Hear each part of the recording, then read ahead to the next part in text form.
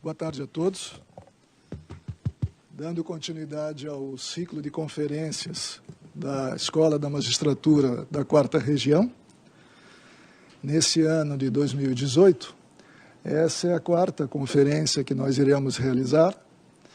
A escola, entre as suas várias atividades, tem um programa de formação continuada, dedicada ao aperfeiçoamento dos magistrados, tem um programa de vitaliciamento, dedicado aos novos juízes, que estão em período de confirmação na carreira, e esse ano inaugurou esse ciclo de conferências, dedicado a uma troca de ideias com juristas, professores, todos os interessados no progresso do direito, da ciência jurídica.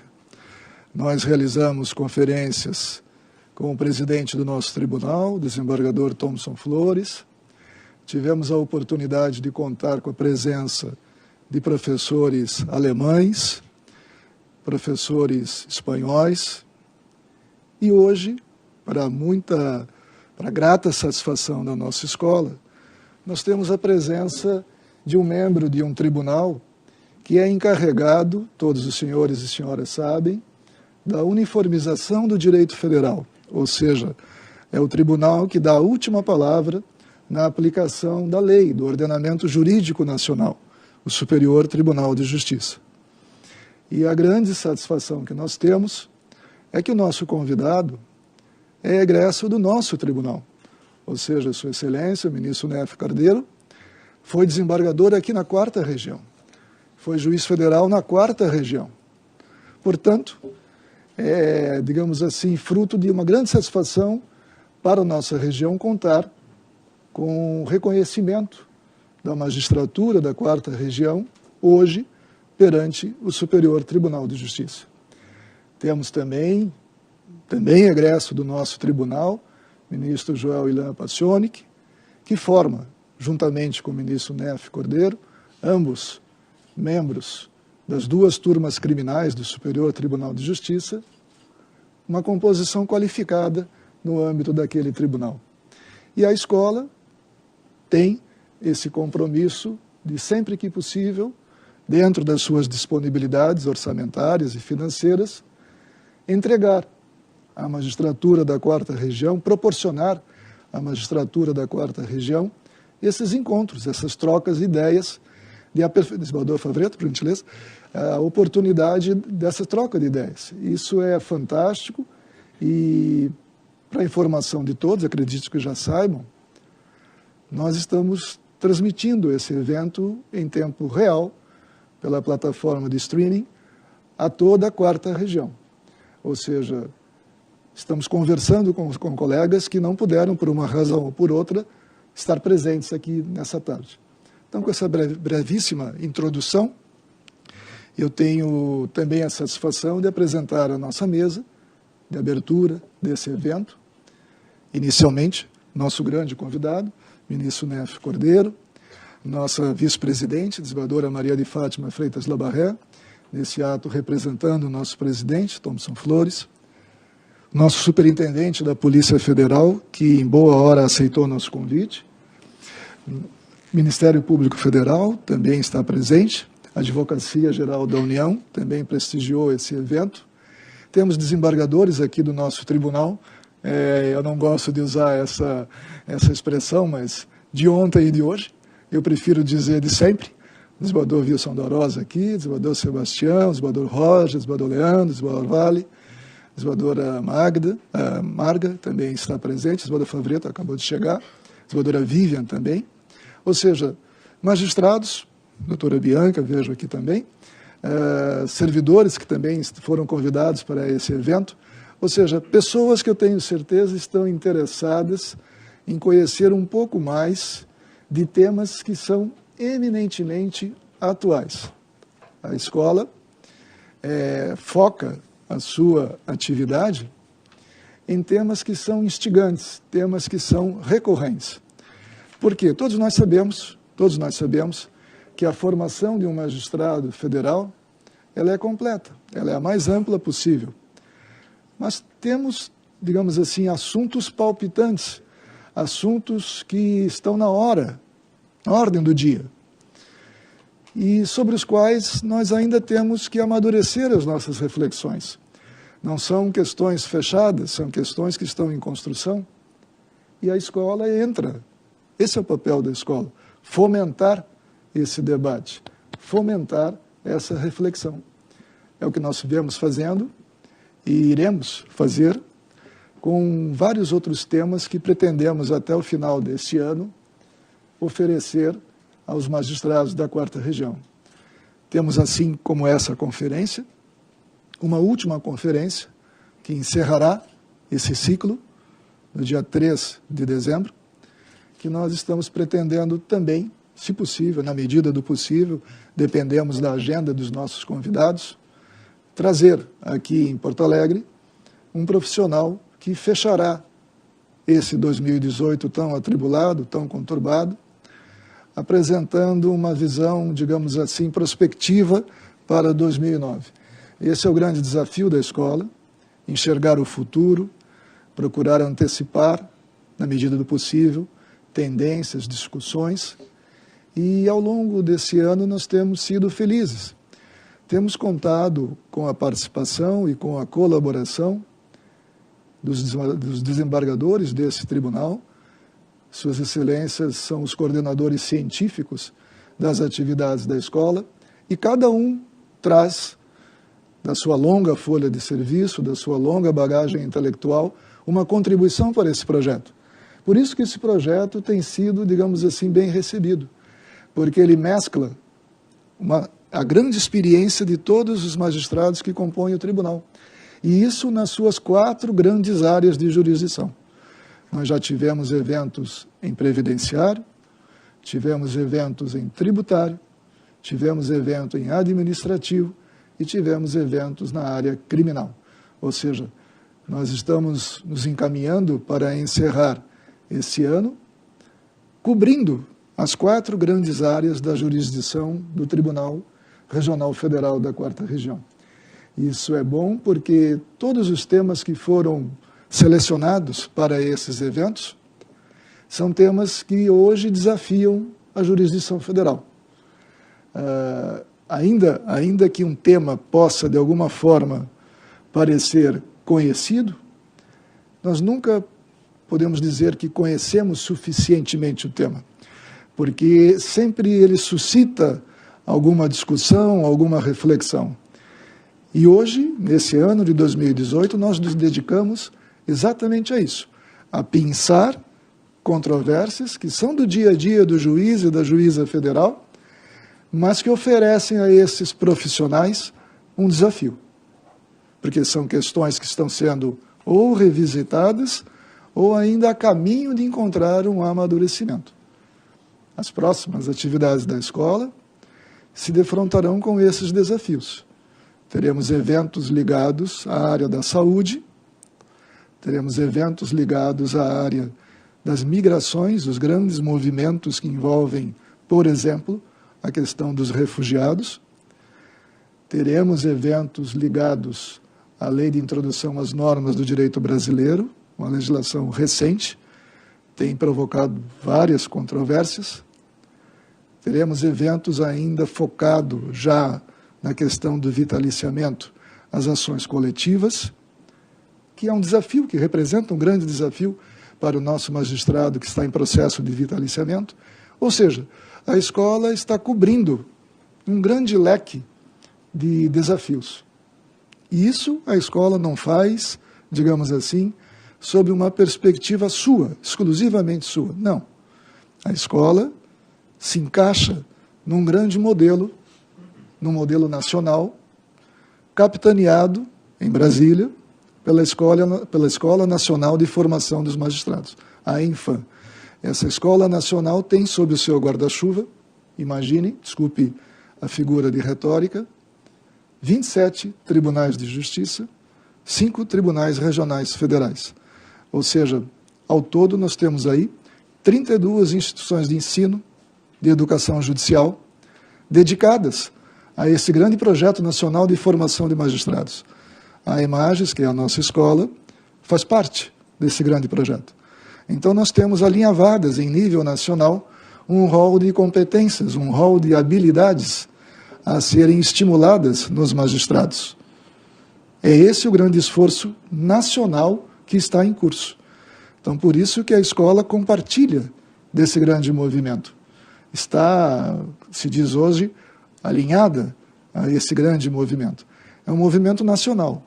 Assim como nós temos movimento, veja aqui, doutor Fravetto, movimento pela conciliação, movimento pelos juizados especiais, nós temos também um movimento pela capacitação, a formação do magistrado.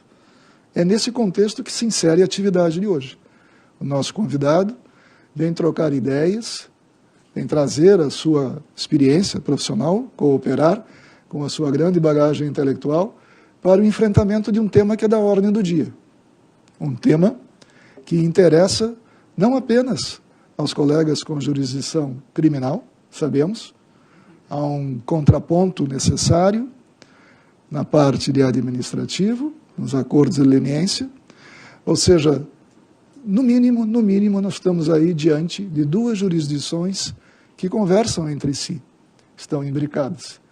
Então, daí, digamos assim, a pertinência do tema objeto dessa nossa troca de ideias hoje à tarde. Eu gostaria de apresentar um brevíssimo currículo do nosso convidado, ministro Neff Cordeiro, mestre e doutor em Direito pela Universidade Federal do Paraná. Sua Excelência foi promotor de Justiça pelo Ministério Público do Estado do Paraná, foi juiz de Direito daquele Estado, antes de ingressar na magistratura federal, ainda em 1992.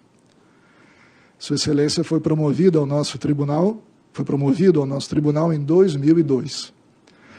É membro do Superior Tribunal de Justiça desde 2014, atualmente é o presidente da 6ª turma daquele tribunal, que, assim como a 5ª turma, compõe a 3ª sessão do Superior Tribunal de Justiça. É com muita honra, ministro Neff, que nós agradecemos antecipadamente a presença de Vossa Excelência, a quem lhe passo a palavra. Por gentileza.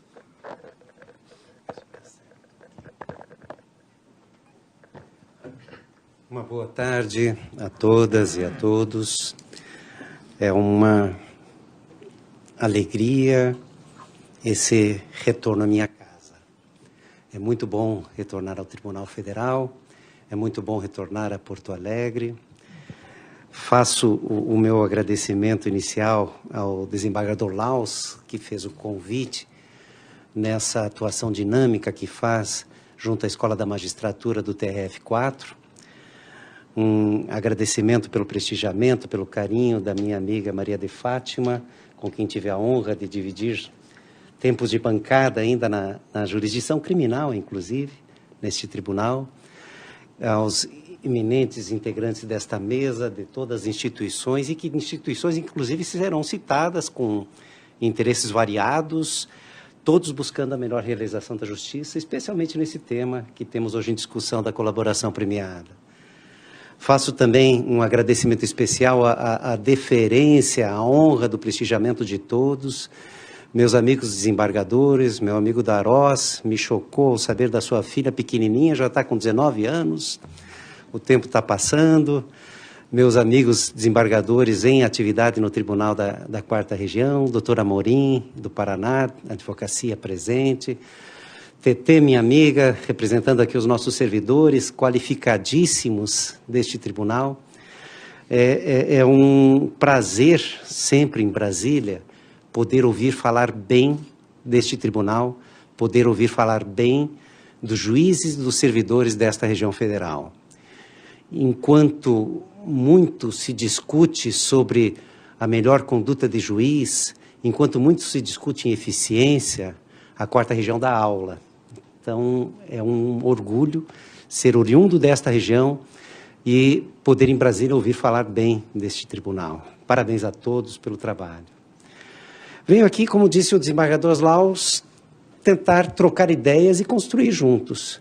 Nós estamos tratando da colaboração premiada, vamos falar num ponto específico, que é o que mais nos afeta, a maioria aqui como integrantes do Judiciário, que é o controle judicial da colaboração premiada, e muito pouco se tem em matéria legal. Nós estamos construindo. E isso não é novidade. O Laus, a Fátima comigo, Darós com certeza, Marga, mas os que estão há mais tempo, nós já participávamos da época do Banestado. Lembram? Em que nós tínhamos toda aquela discussão de colaborações premiadas, delação ainda, chamada à época, sem nada, praticamente, de forma prevista em lei.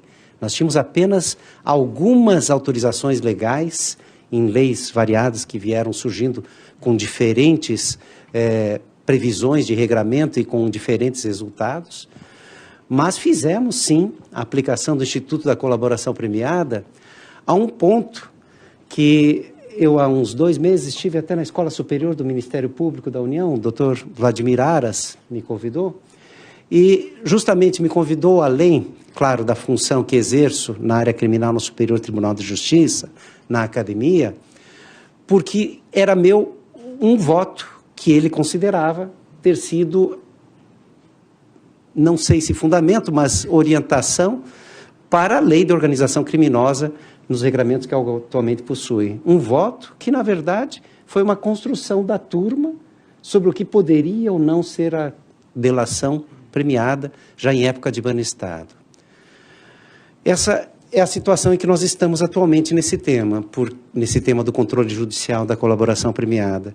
Porque nós temos alguns regramentos legais, sim, mas muito ainda se está construindo, muito se está caminhando por algo que passa de um bom senso a uma analogia de direito comparado, a uma forma interpretativa criadora do direito, porque não podemos nós deixar de dar respostas aos reclamos sociais. E na jurisdição criminal isso acaba sendo exigido, inclusive nesse tema da colaboração premiada. Deixa eu ver se me acerto. Essa parte inicial vou mais rápido, não se assustem. Nós temos, é claro, a forma da colaboração do réu já prevista em lei por vários meios, como reconstituição do crime, exames de DNA.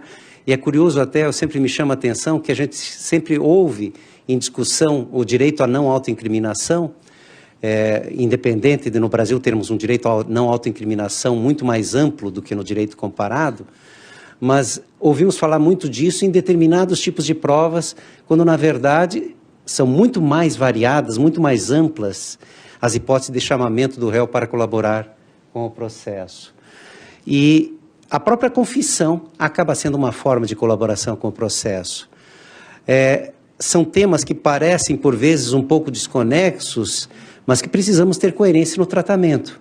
Se nós vamos exigir, por exemplo, de um réu que faça colaboração premiada, que ele abra mão do direito do silêncio, isso será feito não por abrir mão de um princípio constitucional de garantia, mas porque já na própria confissão, por exemplo, o réu já poderia abrir mão do direito de ficar calado e disso abre mão, entre outras razões, talvez a principal, para obter benefícios penais. É perigoso se dar a um meio de prova, ou melhor até, um meio de obtenção de prova, um tratamento diferente dos demais. Temos que manter essa coerência sistêmica.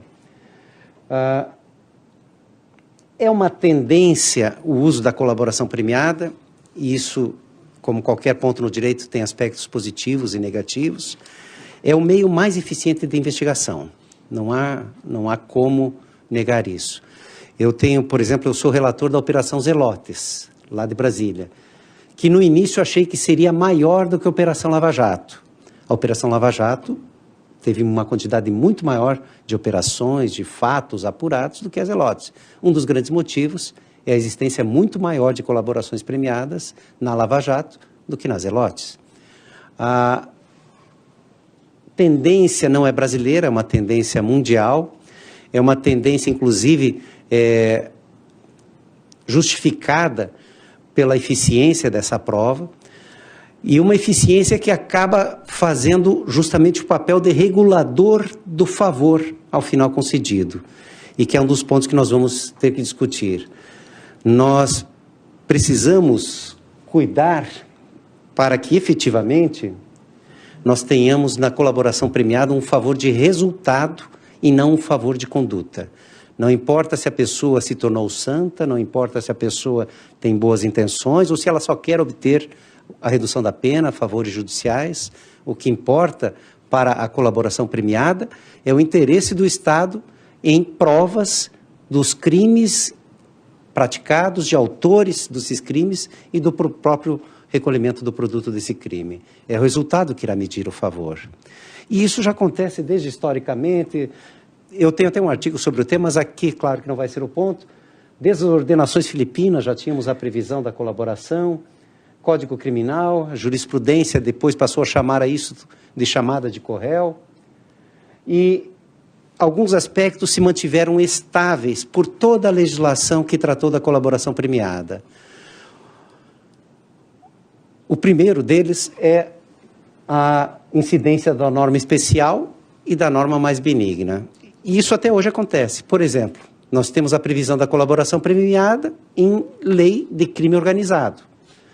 Não temos ainda a definição da jurisprudência sobre a incidência deste regramento a outros crimes que não se refiram à organização criminosa. A tendência na doutrina é admitir, porque lei mais benigna. Ao réu é mais favorável poder fazer o acordo, ainda que não se trate de crime organizado. Na jurisprudência não temos essa discussão, até mesmo porque no Brasil a conceituação de organização criminosa ficou tão ampla, tão próxima da associação para o crime, que não chega aos tribunais, pelo menos aos tribunais superiores, situações onde não se tenha crime organizado, ainda que seja crime organizado para jogo do bicho, para infrações menores. Provavelmente acaba se enquadrando em criminalidade organizada. Mas na sucessão de leis, esta era a sequência que deveria acontecer. Prevaleceria a lei especial, ou se tivesse tratamento mais benéfico, prevaleceria a lei mais benigna. A voluntariedade também é um critério que permanece estável na evolução da legislação e até hoje.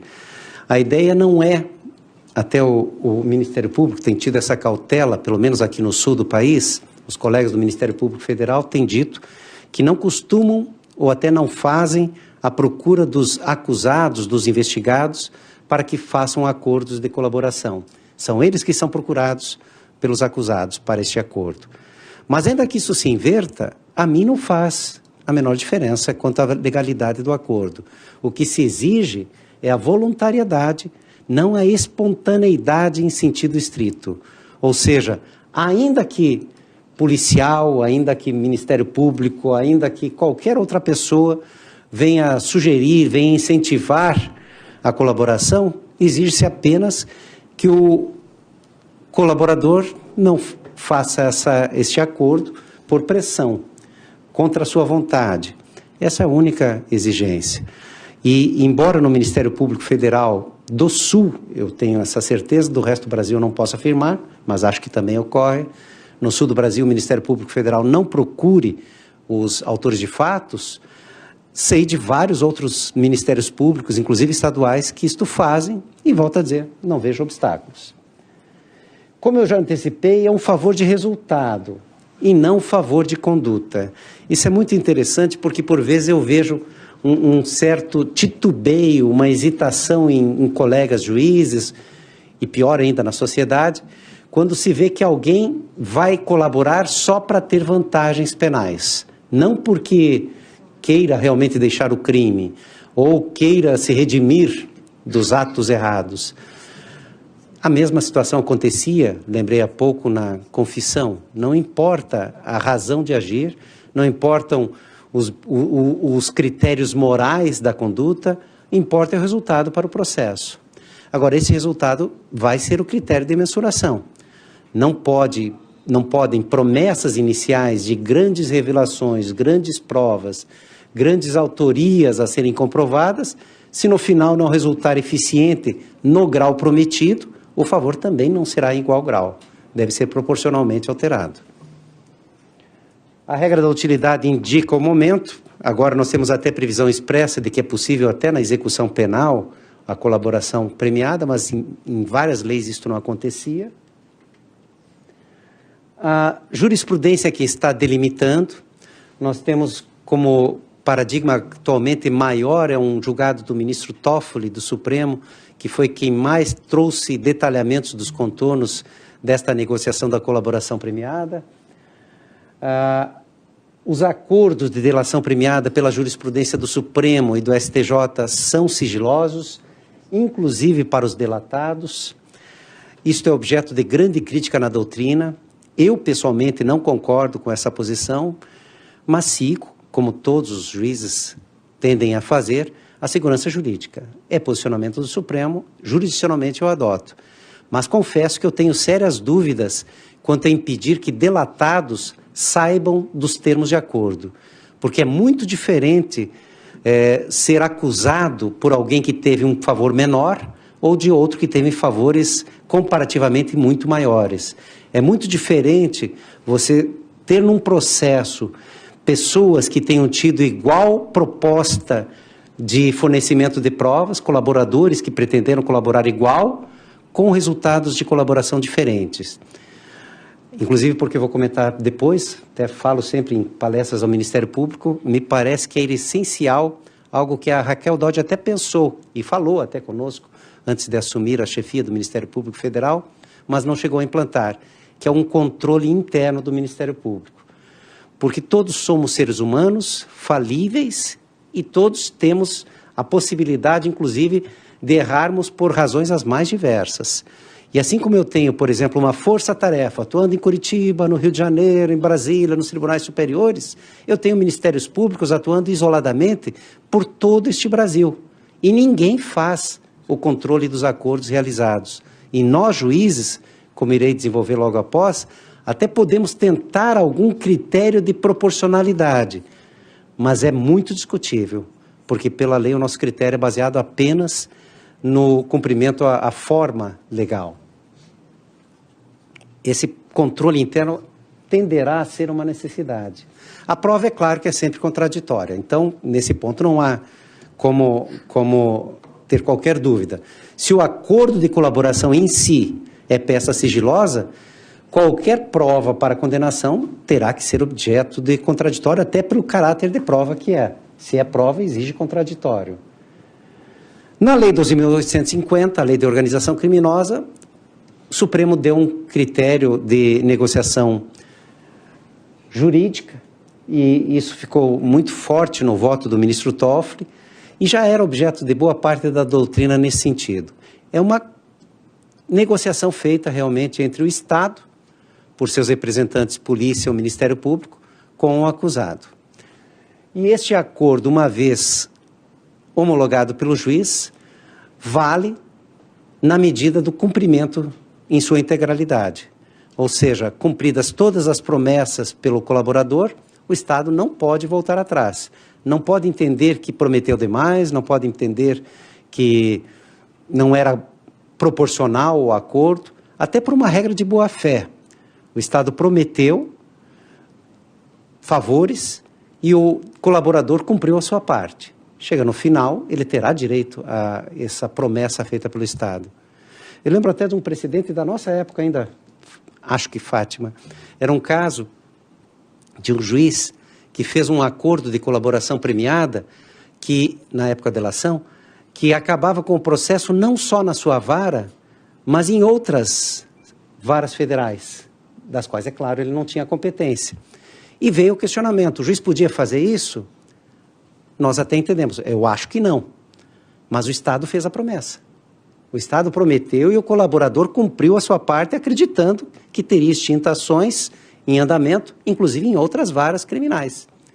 Boa-fé foi mantida, foram arquivados outros processos, embora quase que por unanimidade já não lembro, todos achássemos que não poderia ter sido feito aquele acordo. Essa discussão está muito em alta na questão da JBS, que o Supremo vai voltar a discutir, porque há tendência, o ministro Gilmar, vários outros já adiantaram, de discutir a proporcionalidade daquele acordo realizado. E alguns ministros, por exemplo, o ministro Toffoli, já deu a antever que vai preservar a boa-fé. Ou seja, o Estado prometeu, se o colaborador cumprir sua parte, não há como o Estado voltar atrás, ainda que considere desproporcional o acordo realizado. Mas isso será objeto ainda de decisão no Supremo.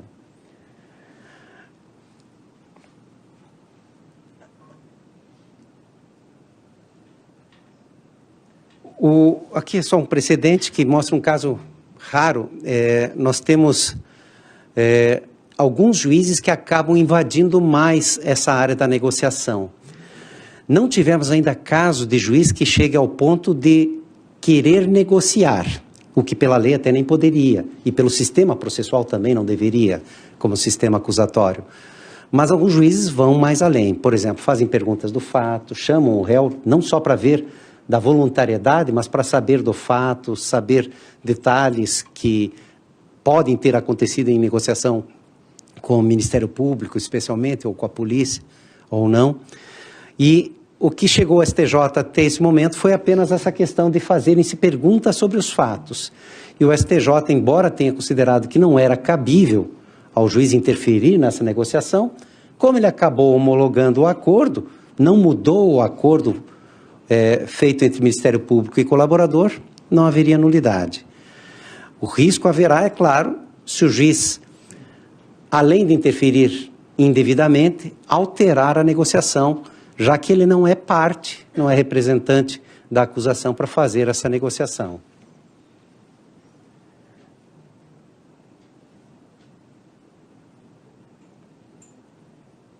Aqui uma questão que ainda gera muito drama entre a polícia e o Ministério Público, e na parte inicial até com o Judiciário, que é quem faz esse favor, quem faz essa negociação. Bom, trago a minha opinião. O tema, como disse, é de construção, é um tema ainda em debate. Na minha opinião, nós temos duas espécies de favor. O favor judicial, que poderá ser negociado previamente, como disse o Supremo, tanto pela polícia como o Ministério Público, eu já vou detalhar. E temos o favor ministerial, que esse é exclusivo do representante do Ministério Público. A lei prevê que o juiz poderá, a requerimento das partes, conceder o perdão judicial, reduzir em até 2/3 a pena privativa de liberdade ou substituí-la por restritivas de direitos. Aqui nós temos favor de pena. Quem é constitucionalmente legitimado a individualizar pena é tão somente o juiz. E como é favor de pena, então vejo como um favor judicial. E aí vai trazer duas consequências que nós vamos ver à frente. A criação de favores não previstos na lei e a pena concreta, que está acontecendo na maioria dos acordos em que o Ministério Público não apenas negocia critérios de redução, mas estabelece penas concretas e até, outro problema pior ainda, com execução imediata. A pessoa começa a cumprir uma pena, muitas vezes sem sequer ter sido denunciada. Uma pena em regime aberto, semiaberto diferenciado, fechado diferenciado, por favores de não persecução à esposa, ao filho, que nem são investigados, em princípio, na ação penal, com acordos de manter parte do patrimônio do produto do crime, enfim. As colaborações, como disse, estão em construção e nós vemos de tudo. E quem atua aqui na área criminal deve ver muito mais do que eu, porque a mim chegam apenas em grau recursal e isso vai ser uma outra situação. Aqui vocês estão vivenciando, Ministério Público principalmente, vivenciando a construção de até onde pode ir, aonde é recomendável ir nos favores da colaboração premiada. Então, quando se trata em pena, para mim, é favor judicial. Só o juiz pode, ao final, impor a pena individualizada. Quando nós estamos tratando do parágrafo 4º, que diz que, nas mesmas hipóteses, o Ministério Público poderá deixar de oferecer denúncia, aí eu tenho um favor ministerial. Porque, realmente, não poderá o juiz obrigar o Ministério Público a denunciar, como acontece em qualquer situação de sistema acusatório. Por isso até temos o artigo 28, né, do Código de Processo Penal, porque é aquela ideia clássica, se o juiz pudesse forçar o promotor a denunciar, quem estaria de fato denunciando era o juiz. O mesmo vejo aqui.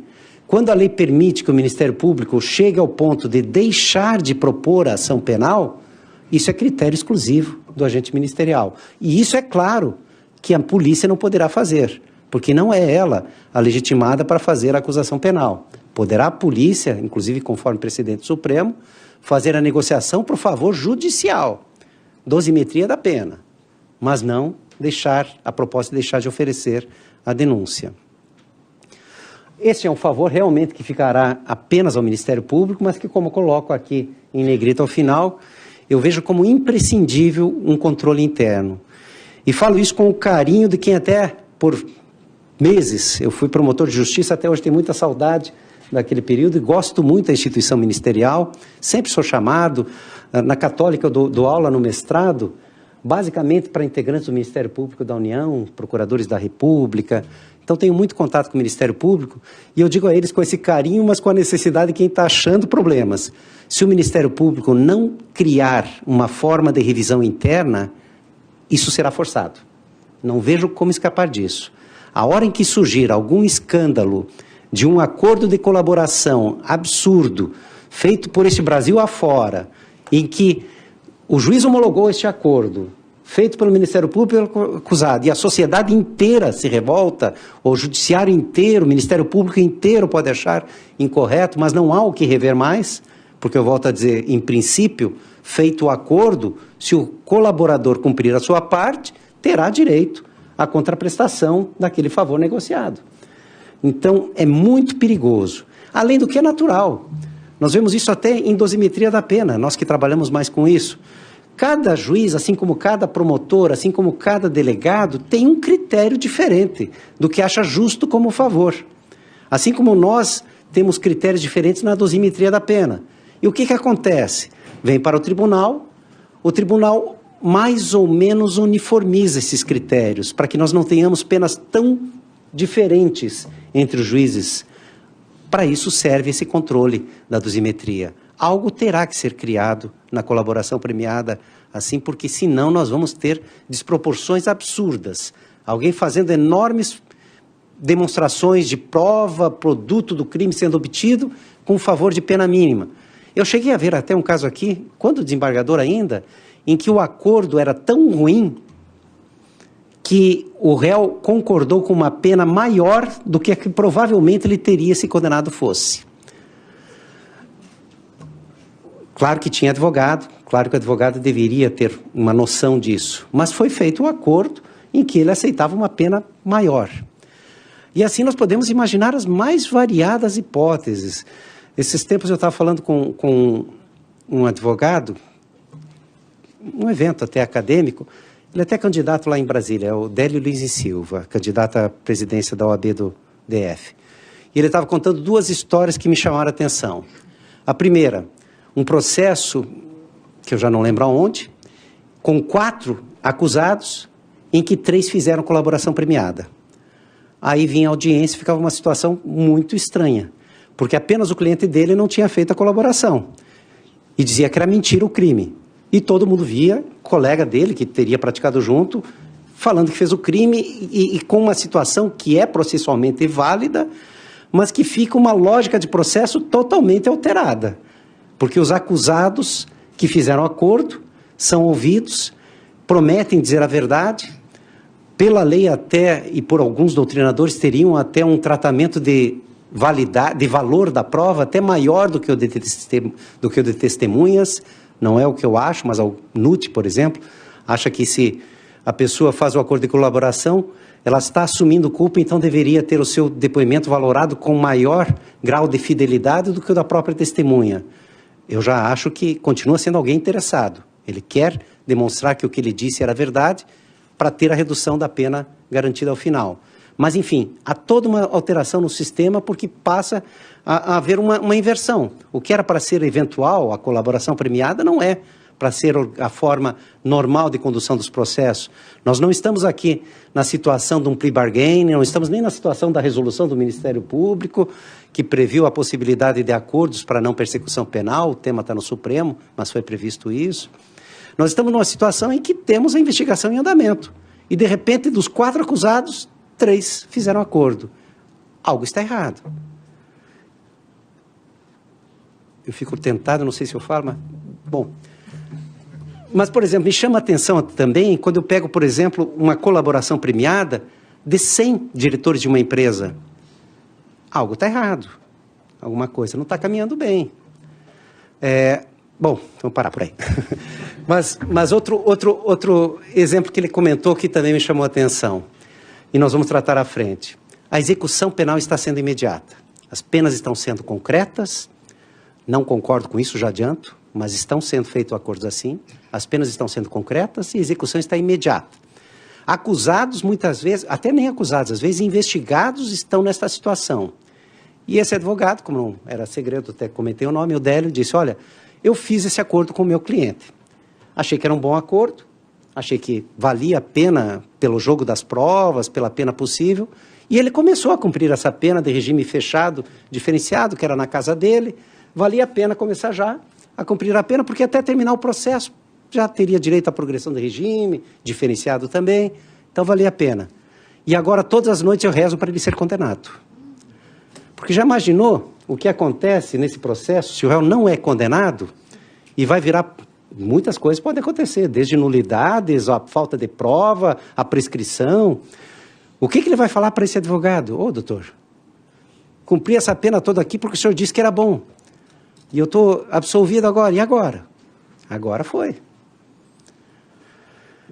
São questões que nós vamos ter que trabalhar muito ainda. Por isso, acho imprescindível esse controle interno, que não existe ainda, volto a dizer, porque não foi segredo, a Raquel Dodge chegou a falar que estava pensando no ponto, mas não chegou a implantar, até onde eu sei, pelo menos. E acho que é bom para a instituição. Como acontece, por exemplo, nas ações civis públicas, em que o Ministério Público tem, no arquivamento, uma revisão pela Câmara de Revisão do Ministério Público. Algo parecido deveria acontecer com as colaborações. Volto a dizer, meu maior medo não é dos grupos de força-tarefa, porque aí há um necessário tratamento igualitário, há um controle sem querer até de um pelo outro. Meu medo é que, pela lei, isso pode acontecer isoladamente em qualquer lugar deste Brasil e os erros são mais fáceis, então, de acontecerem. Na colaboração premiada, a lei não fez nem a exigência que temos, por exemplo, na escuta telefônica, em que o juiz deve justificar como imprescindível a escuta telefônica. Na colaboração premiada não há esse critério. E isso facilita, então, a sua realização. O que volto a dizer, é muito bom como eficiência, mas traz dúvidas do seu melhor emprego. Porque nós estamos tratando de provas ou altamente invasivas de direitos individuais, ou altamente transformadoras da lógica do jogo do processo. E aí, quando estamos em frente a situações assim, a regra é que isso seja feito com moderação, como teoricamente deve acontecer na escuta telefônica, como teoricamente, embora também não exista essa limitação, deva ser feita em todas as quebras de sigilos, invasão de domicílio. São provas que devem ser tomadas na medida do que seja raramente exigível para essa quebra de direito fundamental. Quando nós transformamos essas provas altamente invasivas em provas iniciais, nós transformamos o processo do que era para ser ordinariamente em uma situação quase que de direito penal de inimigo, de redução de garantias para um processo mais rápido, mas não para crimes necessariamente mais graves, porque isso passa a ser ordinário. E isso é tendência, todos nós que estamos há mais ou menos tempo no judiciário vimos isso. Eu lembro, por exemplo, que no começo realmente se levava literalmente a restrição da quebra de sigilo telefônico aos limites literais da lei. Só para crime de reclusão, prova última, quando demonstrada a imprescindibilidade. E daqui a pouco a escuta telefônica foi passando a ser mais comum e daqui a pouco a jurisprudência foi admitindo isso. Hoje nós admitimos a escuta telefônica até para descoberta de infração disciplinar, em caso de encontro fortuito de provas, que nem sempre é tão fortuito assim. Esperemos que seja, mas pode haver até um direcionamento de uma investigação para o motorista do governador, para, na verdade, tentar obter provas contra o governador, de, na verdade, perseguir.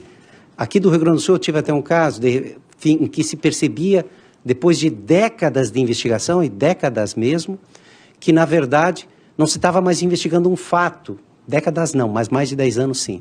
Não se estava investigando o fato, mas se estava investigando uma pessoa. E a escuta telefônica acabou gerando isso. Nós vimos isso na quebra dos sigilos bancário e fiscal, em que havia toda uma limitação e hoje em dia, conforme o Supremo e até a minha turma, em respeito à decisão do Supremo, Pode o Banco Central, a Fazenda, repassar informações ao Ministério Público para persecução por crimes, o que antes não se admitia. Exigir-se a ordem do juiz para isso. Ou seja, há uma tendência daquilo que é extraordinário se ordinarizar. E esse é o risco também com a colaboração premiada. É uma prova muito eficiente, mas não deve ser a prova ordinária. Ela deve ser realizada para crimes graves e como última providência, mesmo sem a lei o prever, para que nós não venhamos a transformar esse jogo de provas do processo. É a estratégia da defesa. Hoje em dia os advogados até brincam que mudaram a estratégia. Antigamente se dizia para um cliente que procurasse, dizendo, por exemplo, que fez algum crime em grupo de estelionato, qualquer crime que desaparecesse com as provas. Hoje em dia, não. Os advogados brincam, é melhor guardar um pouquinho de prova para a colaboração premiada. Então, muda a estratégia. Aquele que primeiro fala, nós temos um favor muito maior, e é bom que seja assim, para que não aconteça aquela situação de 4 réus, 3 colaboradores.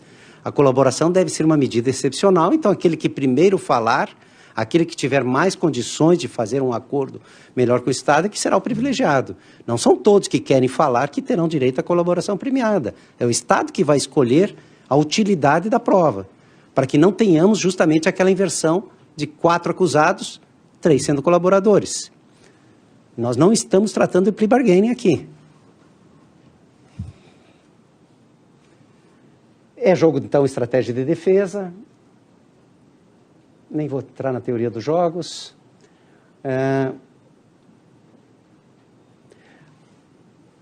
A lei já estabelece as consequências pelo descumprimento do acordo e pela retratação do acordo. Há algo ainda que devemos delimitar mais nessa hipótese de retratação, ou melhor, de rescisão até do acordo, e que ficou muito claro no caso da JBS, que não vai estar no meu julgamento, mas que eu não vou também detalhar, mas só quanto a um aspecto processual. É que é muito comum os aditamentos das colaborações premiadas. O colaborador faz um acordo, promete dizer toda a verdade, falar de todos os crimes e trazer todas as provas. De repente se descobre que ele não cumpriu isso, que ele não falou de um crime ou não falou de alguém. E aí, ao invés de rescisão, se faz um aditamento, em que daí ele vem e fala desse outro crime, das outras provas, e aí se mantém, ou se aumenta, ou se diminui os favores negociados. Normalmente se mantém, é um aditamento para manter o favor, mas é uma nova negociação, tudo poderia acontecer. Novamente o problema do controle. O problema é que se isso não está previsto expressamente, mas não pode ser negado, deveria então se ter algum critério de padronização. Porque o que fica estranho é nós admitirmos regularmente esse aditamento e de repente para um réu nós dizermos, não, o teu não quero aditamento. Pode até ser que seja justificável, pode ser que o descumprimento deste colaborador tenha sido algo mais sério, mas nós vamos ter que precisar de algum controle, porque senão, volto a dizer, fica muito perigoso a chance de um erro pessoal em tantas pessoas que participam destas negociações. E isso também é objeto de discussão, vai ser objeto de discussão com certeza no Supremo. O próprio para a JBS, um dos irmãos Batista, teve já a pedido do Ministério Público para rescisão do acordo, o outro não. Vamos ter isso em discussão também no Supremo.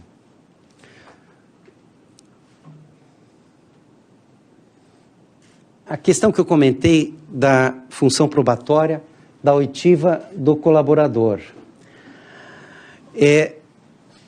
Eu vejo 2 questões aqui que merecem reflexão. A primeira é que a lei prevê que o colaborador abre mão do direito à não autoincriminação. Eu até não vejo isso como uma espécie de renúncia a direito constitucional de proteção. Eu vejo isso como uma opção individual. Aí sim, eu não vejo obstáculos. Assim como também na questão de recursos, por exemplo, não se pode exigir que alguém abra mão do direito de recorrer. Mas pode ser que para fazer o acordo, determinadas questões, como, por exemplo, bens apreendidos, existe um interesse do Estado muito grande que esses bens estejam liberados já. E aí se faz o acordo. Se você quer fazer o acordo, esses bens para estarem liberados já, você não vai poder, então, manter o recurso ou entrar com recurso contra esses bens. Se não quer, você tem todo o direito de recorrer, mas não será feito o acordo. Ou seja, no caminho da estratégia processual, da estratégia da defesa, eu vejo como plenamente possível. No caminho da exigência de abrir mão, de renunciar a um direito constitucional, é muito perigosa a admissão. O ministro Teori já tinha impedido cláusulas que negassem a possibilidade de recurso. Quanto a abrir mão do direito à não autoincriminação, não conheço precedentes em qualquer dos lados. Mas claro é também que quem se compromete a trazer todas as provas do crime, todos os autores, automaticamente não tem como compatível a mentira. Ele está querendo obter favores para colaborar. Então é um passo necessário que ele venha fazer essa colaboração. Só que o problema só é de natureza. O que eu acho é que se ele não cumprirá isso, ele não poderá ter acusado não pode ter exigido o direito, exigido a renúncia a um direito constitucional. O que poderá simplesmente é ser rescindido o acordo de colaboração, porque ele não estava falando a verdade, porque não cumpriu então a sua parte no acordo. O colaborador tem que ser ouvido como acusado, se ele é réu no processo. Se não é réu no processo, isso deverá constar, essa informação deverá constar do processo. Nós já tivemos precedentes em que colaboradores foram chamados a outros processos para justamente revelar a existência de crimes, e nesses outros processos não era dita a condição de colaborador. Ou seja, a pessoa estava sendo acusada por um fato que tinha, teoricamente, uma testemunha isenta, mas, na verdade, essa testemunha era colaborador e nada disso constava no processo. É preciso que a pessoa saiba que existe um acordo, não que, claro, saiba qual é o acordo, mas que existe um acordo de colaboração, que aquela pessoa tem interesse em manter a versão dos fatos que ela apresenta, porque ela será depois beneficiada no resultado do seu processo, proporcionalmente às provas que ela traga daquilo que prometeu. E aí vem a discussão, algumas discussões a respeito da oitiva desta pessoa colaboradora. Como eu disse, o NUT, por exemplo, acha que quem colabora deve ter valorado o seu depoimento ainda mais consistentemente, com um valor maior do que o da própria testemunha, porque ele está até assumindo culpa. E isso, então, revelaria uma vontade maior de estar contando a verdade. Já antecipei também que não é a minha posição. Eu continuo achando que é uma pessoa interessada no resultado do processo, porque ele terá sua pena reduzida ou não, de acordo com as provas que trouxer. Claro que, como qualquer prova é aferida pelo juiz, não cabe, e isso o Supremo está fazendo, inclusive, a valoração já no recebimento da denúncia, não cabe em colaborações premiadas como exclusivo meio de prova, ninguém pode ser processado e, pior ainda, condenado apenas com base em colaborações. Isso consta do Código de Processo Penal na Itália, isso consta de jurisprudência na Espanha também, não é apenas do nosso Supremo essa posição. A colaboração vai ser ouvida como, na minha interpretação, como um informante. O colaborador é um informante. Vai ter valor, sim, vai ser valorado no processo, mas não pode ser a prova exclusiva de condenação, ainda que sejam várias as colaborações. Renúncia ao direito de silêncio, já comentei, que eu vejo como uma opção da defesa, mas não consigo admitir que seja uma renúncia a direito constitucional.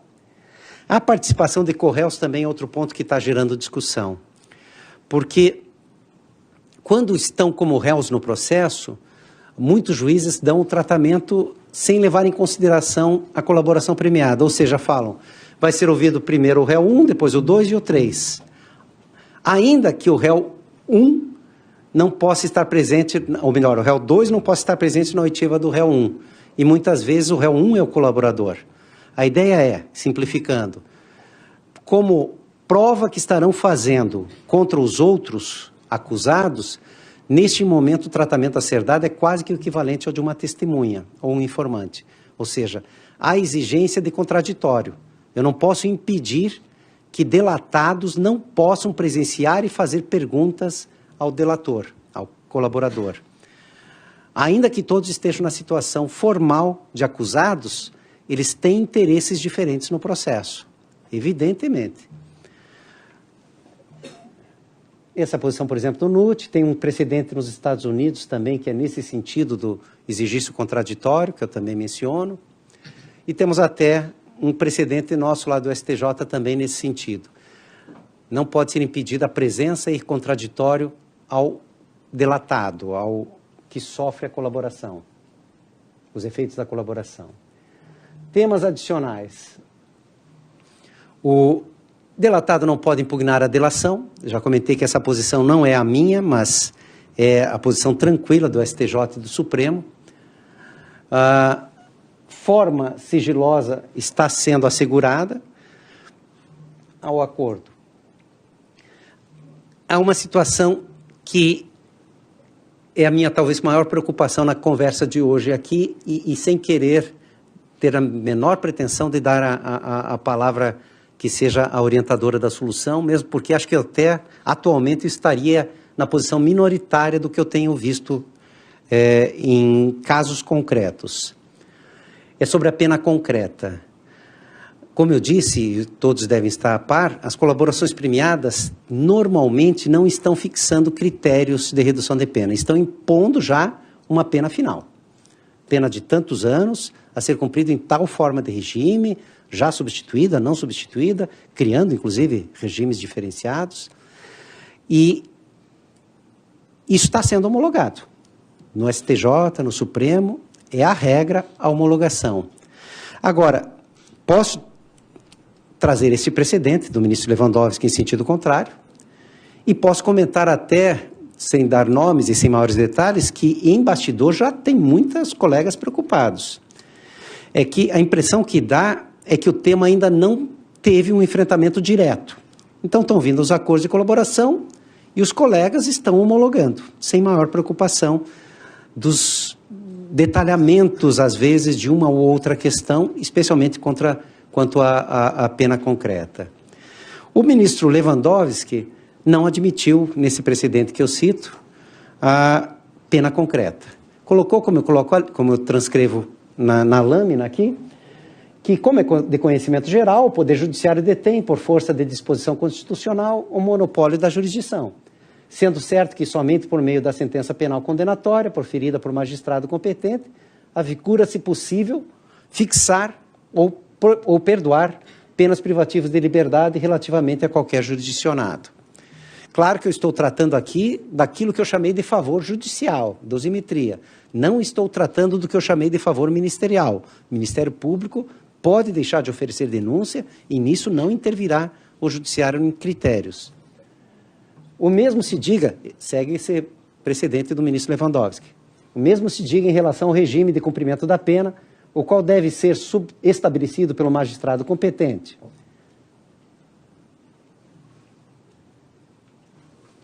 Ora, validar tal aspecto do acordo corresponderia a permitir ao Ministério Público atuar como legislador.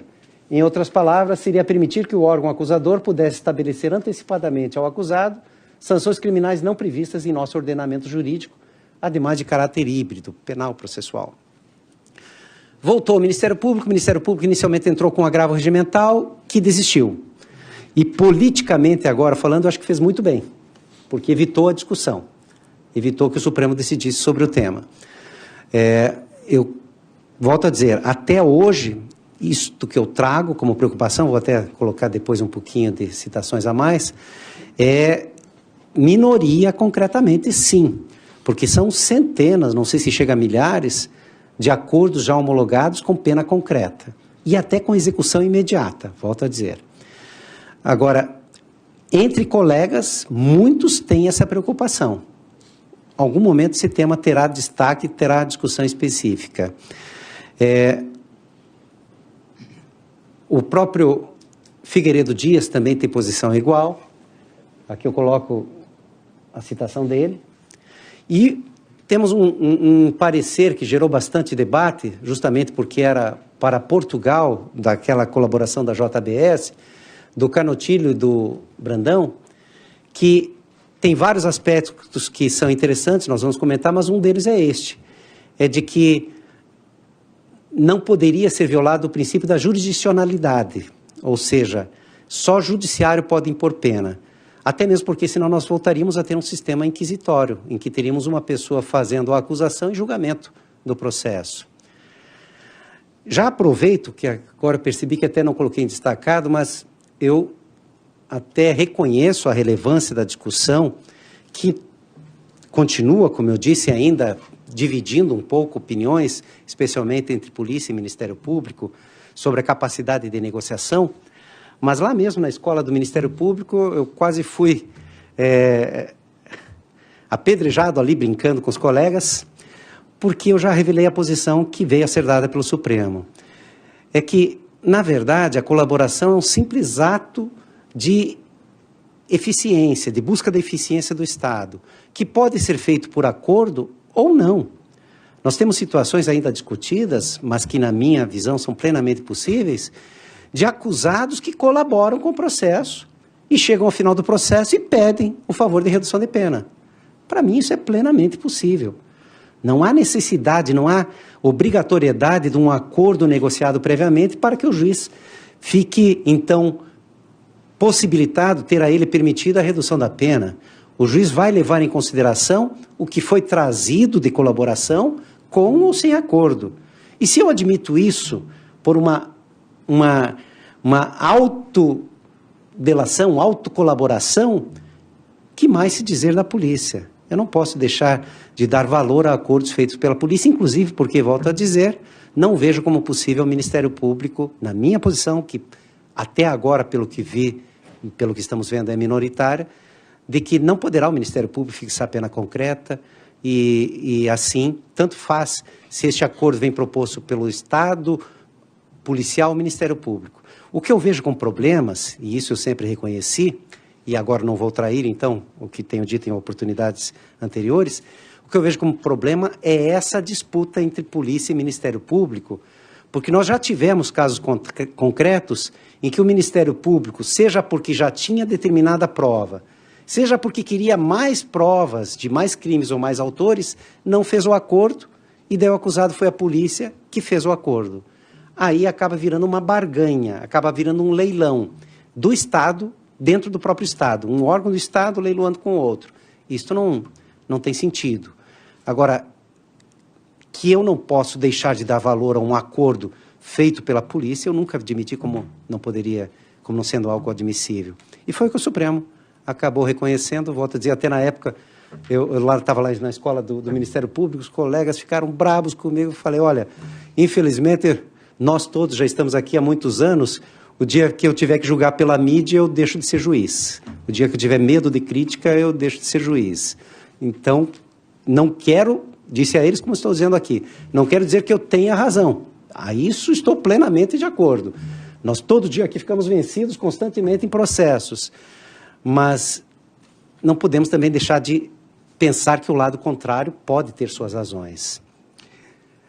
Aqui, nós temos uma posição em que esse tema acontece. Até o momento, normalmente as homologações estão sendo de pena concreta. Teve o precedente do ministro Lewandowski, tem vários colegas que informalmente já comentam que não vão admitir isso, mas o tema até agora não teve enfrentamento direto.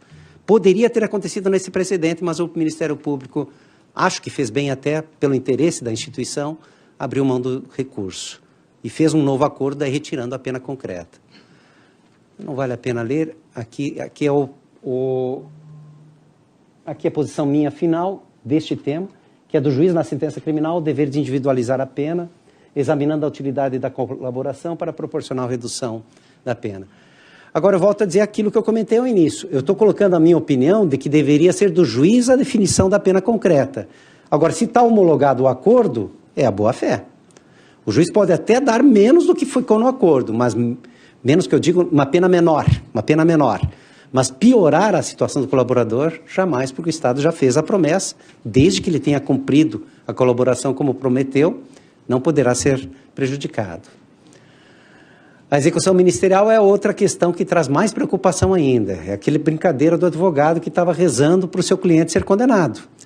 Porque pode até não ser nem denunciado, e ele estava cumprindo pena. E isso está acontecendo constantemente em colaborações.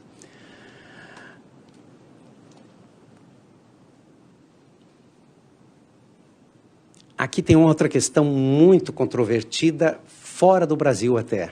Dentro do Brasil nem tanto, que é a taxatividade. Realmente, os acordos de colaboração estão criativos em um grau altíssimo. E realmente o que nós temos na lei é simplesmente reduzir a pena ou perdão. Só. E nós criamos, até vou detalhar logo em seguida, nós criamos favores que vão desde não perseguir por crimes que nem se conhece, quase como uma inviolabilidade de persecução antecipada. Eu não sei nem que crimes a pessoa pode ter praticado, mas já digo que todos os crimes relacionados a períodos ou a grupos não seriam perseguidos. Nós fazemos acordo de colaboração para não perseguir esposa, filho, que não é parte no processo. Nós fazemos acordo de manter parte do produto do crime com a pessoa, o que é altamente questionável, porque é produto de crime. Até no Ministério Público, daí vieram com um argumento que até achei sensível. Não, mas é que se o Estado fosse gastar com proteção à testemunha, talvez fosse até mais. Então seria uma regra de ponderação. Dá para pensar, mas é discutível. Manter patrimônio ilícito é discutível. Nós fazemos acordos de regimes que não existem na lei, de prazos de progressão que não existem na lei. Fazemos acordos, enfim, até aquilo que eu comentei que a gente teve aqui, de um juiz extinguindo o processo de outra vara, está acontecendo de novo hoje, embora não deva. Chegamos a ter um caso, que eu estou lembrando, de juiz de primeiro grau homologando acordo de pessoas com foro em tribunais. Enfim, a criatividade é enorme. E aí surge a discussão se pode. Porque é pena, e pena é baseada na legalidade. Eu não posso criar pena, ainda que seja muito melhor do que a prevista pelo legislador. Esse tema foi destacado naquele parecer do Canotilho, que eu comentei, recomendando, então, não admissão por Portugal da colaboração feita no Brasil. E é um tema que não é novo. Quando nós tratamos de medidas cautelares, esse tema é bastante frequentemente lembrado, porque nós também tivemos uma ampliação de medidas cautelares, mas ainda assim, muitas cautelares são fixadas sem previsão em lei. E volta a ter a mesma discussão da taxatividade. Internacionalmente, em normas internacionais, desde as regras de Tóquio, a várias legislações estrangeiras, a regras da ONU, a recomendação é da taxatividade, nas cautelares. O juiz não poderia, nas cautelares, inventar cautelar, porque é uma forma de restrição individual, tem que ser fundamentada na lei. Eu confesso que, talvez esteja até com a maioria aqui, que talvez pelo cacuete de juiz, eu vejo como uma regra de proporcionalidade. Se eu poderia prender, eu posso fixar uma cautelar menos gravosa, ainda que não prevista na lei, porque é até favorável a pessoa. Mas, volto a dizer, não é essa a tendência internacional nas cautelares. Em colaboração premiada, a discussão internacional é menor. Mas o raciocínio que faz o Canotilho é o mesmo. Se eu não posso inventar cautelar, se a cautelar tem que ser exclusivamente criada por lei, muito pior é inventar pena, inventar formas de cumprimento da pena. Essa discussão também deverá acontecer no Brasil, mas aqui eu vejo com menos riscos as colaborações que estão sendo feitas. Porque nas conversas informais que tenho, assim como eu vejo a preocupação com a pena concreta, eu vejo a maior aceitação desses regimes diferenciados, dessas formas de negociação, mesmo sem previsão legal, porque seriam favores ao acusado, ou seja, não estaria prejudicando a situação dele. Mas não deixo de ver que é possível, sim, muito forte a argumentação em contrário, porque é pena que não obedece ao princípio da legalidade. Essa é a posição da proporcionalidade que aceita, então, a criação. Aqui alguns favores que a gente tem visto, por exemplo, suspensão do processo, liberdade. Liberdade é um perigo, hein? Tem que cuidar com esses acordos de liberdade, porque eu já cheguei a ter processo em que o juiz disse expressamente que se o réu aceitasse o acordo de colaboração, seria solto. Aí ele teve que ser solto na hora, porque senão vira colaboração premiada, senão vira prisão como espécie de tortura para colaboração premiada. Nós voltamos à Idade Média assumidamente. O Ministério Público Federal tem estatísticas que dizem que a maior parte dos acordos são feitos por pessoas soltas. Os advogados vêm em sentido contrário e reclamam, dizendo que não, que a prisão às vezes é usada como forma de pressionar a colaboração premiada. E claro que isso não pode acontecer. Então, quando se vê isso demonstrado, é uma violação gravíssima às regras do processo. Dispensa de fiança, obrigação de depor, de realizar determinadas provas pessoais, como reconstituição do crime, provas de reconhecimento da escrita, previsão da invalidade do acordo por sua publicização, isso é comum e também é bastante discutível. Favores penais de redução ou limitação das penas, aí seria razoável, está até previsto na lei, até 2/3 ou perdão. Estipulação de regimes mais benéficos, que esses regimes diferenciados. O perigo da criação é que, volto a dizer, nós precisamos ter um órgão de controle, porque a criação pode ser muito bem intencionada e com bons resultados concretos, mas pode ser também que caia por uma situação de absurdo. Vou sair até propositalmente do tema aqui da colaboração para lembrar, por exemplo, que tem um juiz em São Paulo que é famoso porque uma vez disse já que bater em sogra não era crime, enfim, viam direito a bater na sogra, e ele colocou, esse mesmo juiz colocou como uma condição para acordo para qualquer réu, independente da religião, frequentar a missa, como cautelar durante o processo. Então, tudo é possível dentro da criatividade. Isso que foi claramente um absurdo para aquele juiz, não posso presumir que não aconteça em colaborações premiadas por este Brasil todo, por todos os anos em que ela possa ocorrer. Tem que haver algum controle. Fixação de modalidades de respostas criminais alternativas, ou seja, não só as nossas penas substitutivas previstas no Código Penal, mas outras que se inventam. Exclusão de perdimento de bens, a gente já comentou. Exclusão de recursos ou da coisa julgada. Da coisa julgada já é mais difícil aceitar, mas já havia acordo que dizia que se provasse a mentira não faria coisa julgada. Claro que isso não teve decisão judicial para o caso concreto. Se a pessoa realmente viesse a ser processada novamente, nós teríamos provavelmente a invalidação dessa regra, mas estava constando. Favores fora do limite da lida, inclusive para outros crimes, inclusive para processos de outras varas, de parentes. Tem acordos em que o réu só faz, o colaborador só faz, se realmente se impedir a persecução contra a esposa, contra filhos, que às vezes até ele chega a dizer que se preocupa mais com eles do que com ele próprio. E já havia acordo sendo feito nesse sentido, então.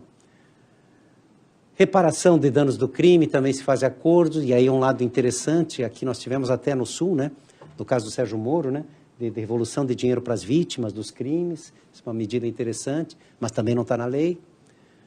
Regularização fiscal ambiental, veja a que ponto a gente vai daí, né, porque realmente, como o desembargador Laus comentou, nós estamos com uma criatividade enorme na área penal, que está vindo aos poucos para a área civil.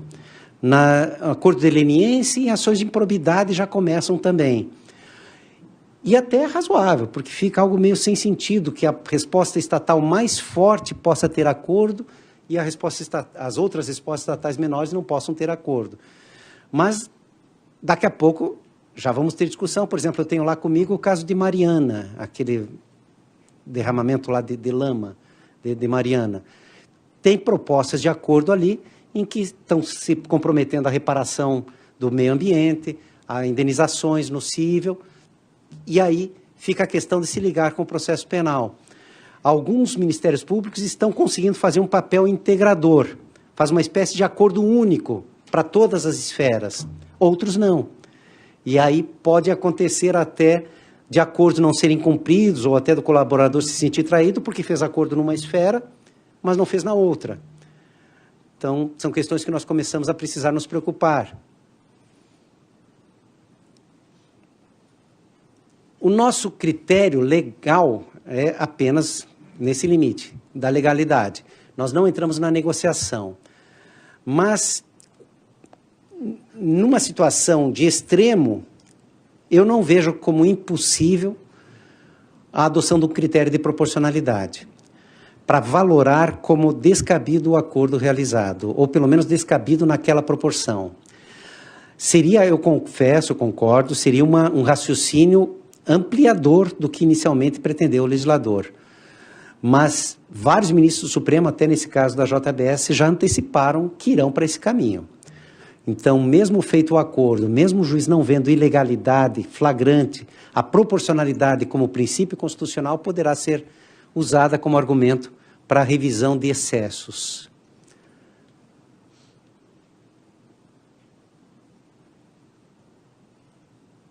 Princípios da confiança e da boa-fé impedem rever acordos eficientes e previamente homologados, e a lei prevê os efeitos para o descumprimento.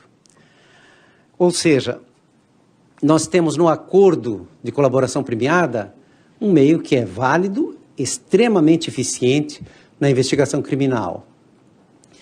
Ela deve ser usada com a cautela de quem está negociando em nome da sociedade, e eu sei que está sendo feito isso. Nós não podemos ser levados à tentação de vulgarizar as colaborações premiadas, transformando-as em quase plea bargains, em acordos regulares para crimes. Ela é meio excepcional de obtenção de provas. Nós vamos precisar gradualmente impor cada vez mais limites. Qualquer instrumento processual precisa ter limites. Por isso essa minha preocupação em um controle da negociação, por isso essa minha preocupação em que se estabeleçam regras sobre qual instituição poderá desempenhar cada papel, para evitar até conflitos depois e quebra da boa-fé a quem colaborou.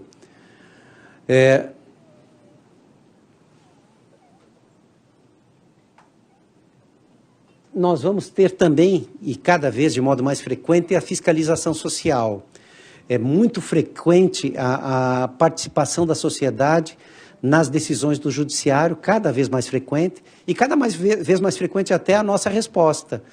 Nós cada vez mais nos abrimos mais para a sociedade. Antigamente, a gente costumava usar aquela expressão de que o juiz só fala nos autos. Hoje é cada vez mais frequente o juiz dando satisfações, o Ministério Público dando satisfações à sociedade.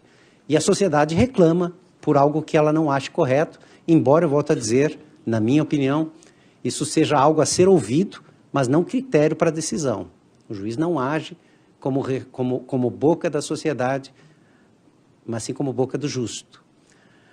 A oitiva legal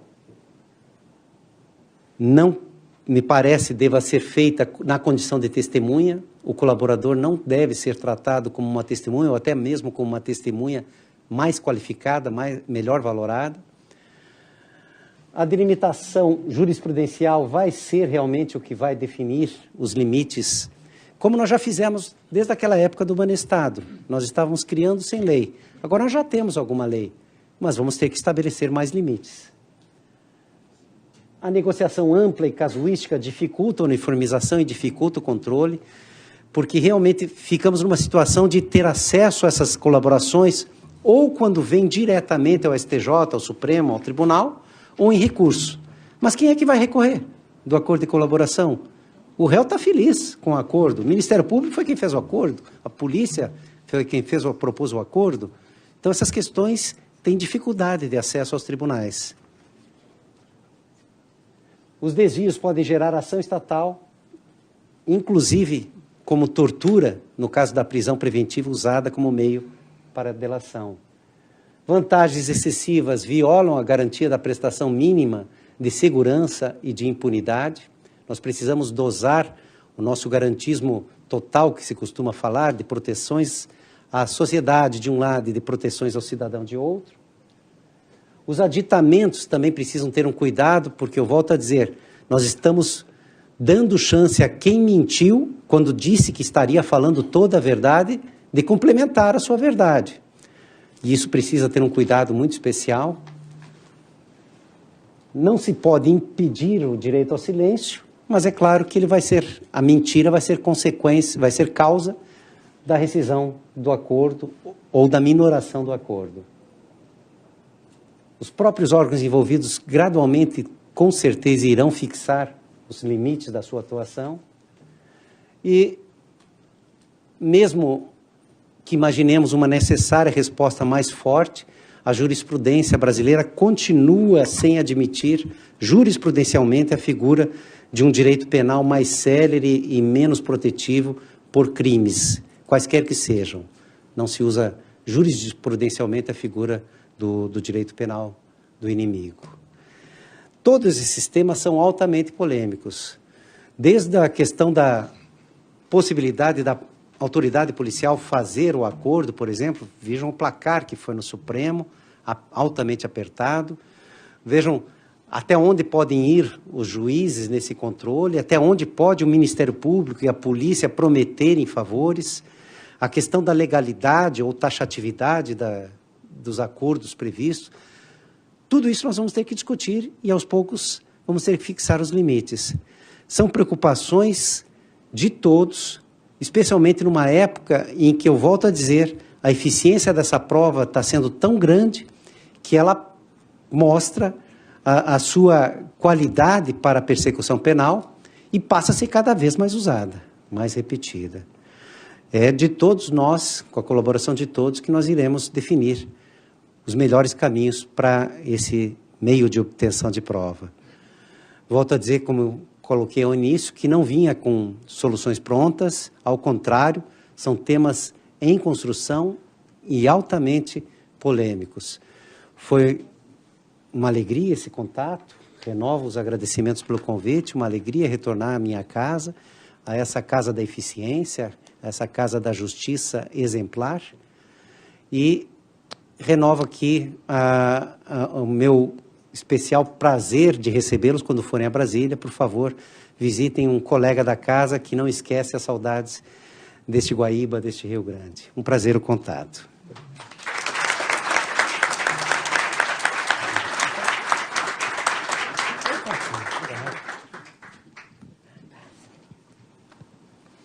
Enquanto o ministro Neff apresentava sua exposição, a mesa celebrava um acordo de colaboração aqui. A desembargadora Maria de Fátima tem um compromisso inadiável agora, agradecemos a sua excelência, tem que se retirar, mas nós temos tempo para algumas perguntas, temos um pessoal de apoio da escola com microfones no ambiente.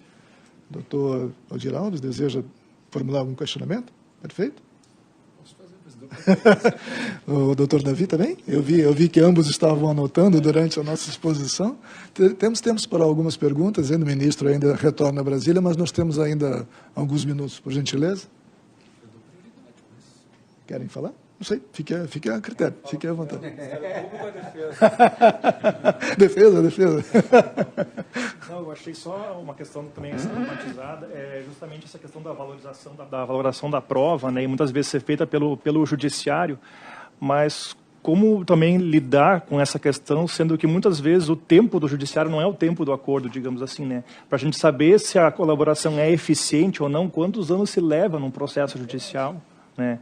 Então eu fiquei pensando assim, problematizando um pouco também de como será que a gente poderia também pensar em alguma forma de conceder uma segurança também para o jurisdicionado nesse momento onde ele vai prestar uma colaboração, mas os benefícios delas vão depender da eficácia dela ou não para a instrução processual, mas isso a gente só vai saber daqui a 1, 2 anos, né?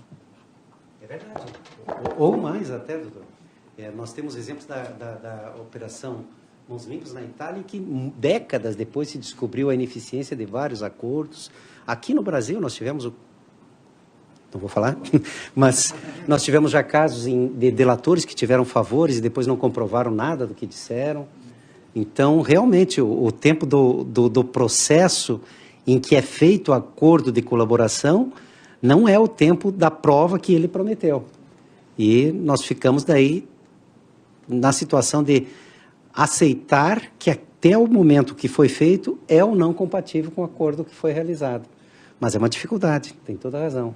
É que não tem outra saída, não estou vendo, pelo menos não imagino agora outra saída. De suspender o acordo de colaboração por anos, ficaria também uma insegurança muito grande para o cidadão. Mas é uma preocupação, o Excelência tem toda a razão. Doutor Valdir, pode ler? Primeiramente, ministro F. Cordeiro, sempre nos dá não só esse estímulo, mas também nos traz sempre questões novas, e não só dessa sua experiência como magistrado, atualmente no STJ, mas também como professor. Então, muitas das suas reflexões, né, e também muito do seu posicionamento tem sempre esse lastro do magistério. Bem, a questão do Ministério Público, né, eu acho que também é uma questão que está em construção, né, o objetivo sempre é acertar, é sempre melhorar, eu acho que é esse debate, e principalmente o desafio que se lança com a Polícia Federal, eu acho que sempre foi de agregar, de construir, e questões pequenas sempre são ajustadas, e penso que elas são muito localizadas e são saudáveis de serem solucionadas, né? A questão da voluntariedade, como Vossa Excelência bem expressou, é sempre uma questão, né, levada ao extremo, e a questão mesmo de haver um número maior de acordos com acusados em liberdade é fato, e mesmo os que estão com restrição de liberdade, sempre há participação do advogado, ou seja, é o teste maior, né, não só de uma condução de construção de acordos, mas também depois uma homologação judicial onde é aferido esse conteúdo. Então, eu penso que afasta, né, essa, digamos, né, imputação ou desconfiança. O que eu queria provocar, e aqui eu faço, né, porque temos um professor, a questão do acordo onde haja uma repercussão, né, na pessoa jurídica ou até o próprio crime da pessoa jurídica. E atualmente, né, nós vivemos uma preocupação principalmente de corporações com um tema de compliance que tem tomado, né, volume, não por espontaneidade, mas até por compromissos internacionais do Brasil, né. Se o senhor poderia nos brindar, né, com algumas palavras, né, inclusive sabendo que muitas das decisões, né, tomadas nos acordos têm repercussões efetivas sobre a questão cível, né, porque estão decididas, e quem vai arcar com essas consequências são as pessoas jurídicas, ou seja, hoje há um complexo de preocupações, de interesses, e principalmente diante daquilo que Vossa Excelência também colocou, temos que considerar o cidadão, o povo, e há uma preocupação hoje, né, num mundo integrado, onde as corporações, ou mesmo empresas de menor porte, se preocupam muito com o seu nome, com a sua capacidade, né, de dar segurança, e ninguém está livre, seja por excessos do servidor, do empregado ou do representante, que até foge dentro de uma cadeia de compromissos éticos ou compromissos profissionais, que pode comprometer uma corporação, né? Então, é algo assim que há essa preocupação. Qual o nível de participação? Não sei se o senhor poderia nos brindar com algumas palavras. Obrigado. E parabenizando mais uma vez, agradecendo pela sua bela palestra. Eu é que agradeço. E a provocação é belíssima. Mostra a preocupação por uma justiça integral, que é cada vez algo que temos como maior necessidade dos tempos modernos. Não dá mais para pensar em um direito penal separado do ambiental, separado do administrativo, quando, na verdade, o dano afeta a sociedade e precisa ser reparado em todos todas essas áreas, em todas essas respostas. E eu sei, e fico feliz até da provocação, que o Ministério Público está com essa preocupação. O Ministério Público está estudando, sim, as formas de integração da colaboração premiada com acordo de leniência, com ações de improbidade. E está preocupado em dar essa resposta mais integral. Isto é necessário, porque eu volto a insistir, nós não podemos pensar em soluções isoladas, porque não, primeiro o próprio acusado no processo penal não terá eventualmente interesse em colaborar no crime se não puder prosseguir atuando na sua atividade comercial. A sociedade não vai ter interesse em uma prisão de quem não consiga reparar o dano ambiental. As vítimas de um dano financeiro vão ter especial interesse na recuperação do seu prejuízo. Essas instâncias têm que trabalhar em conjunto, sim. E não dá para pensar mais em interpretações literais, como de ação de probidade, que impede acordos, quando nós estamos num ponto em que até o crime aceita o acordo. É preciso pensar criativamente, é preciso pensar numa justiça mais integral.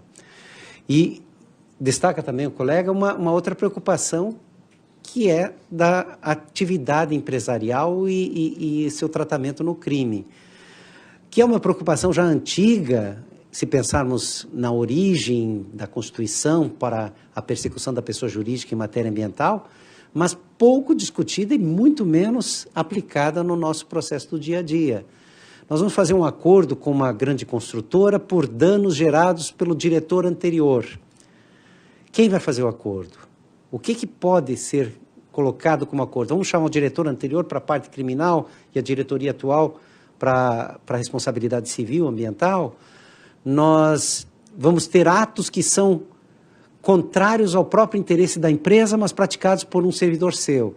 Não cabe a responsabilização pela lei ambiental, mas com certeza essa empresa é responsável civilmente pelos atos que ela pratica, ainda que contrários ao seu interesse. Se foi praticado por um preposto seu, por um funcionário seu, ela vai ser responsável. Nós vamos ter que fazer alguma forma de admitir esse acordo, ainda que contra os interesses da própria empresa, ela vai ter que ser chamada, porque ela vai ser responsável por indenizações no cível, ou ambientais, ou de saúde, em outras esferas. É a preocupação também maior do direito penal atual, que é com o dano coletivo. Nós, infelizmente, já chegamos num ponto em que interessa mais ao direito penal esses gravíssimos danos coletivos, ainda que sem violência, do que os crimes violentos individuais. Nós temos danos sociais enormes praticados por empresas que precisam ter uma resposta. E se o único meio que está sendo talvez ainda possível de fazer com que parem essas condutas é o caminho do direito penal, ele está sendo cada vez mais usado. Existe uma tendência do direito penal no mundo.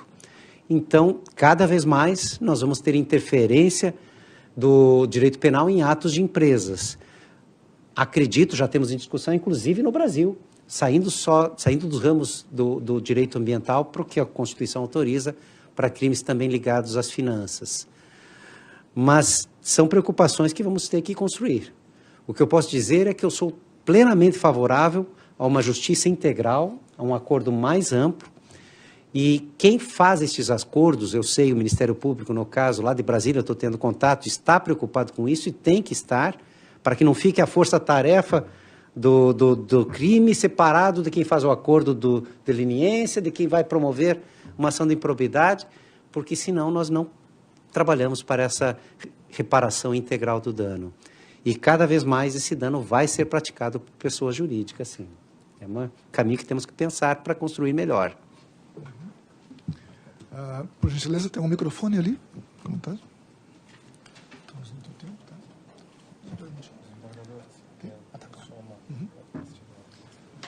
Por gentileza, identifique-se, por favor.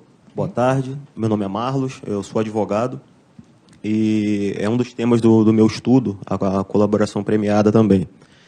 Eu peguei 3 pontos específicos, né, que são curtos.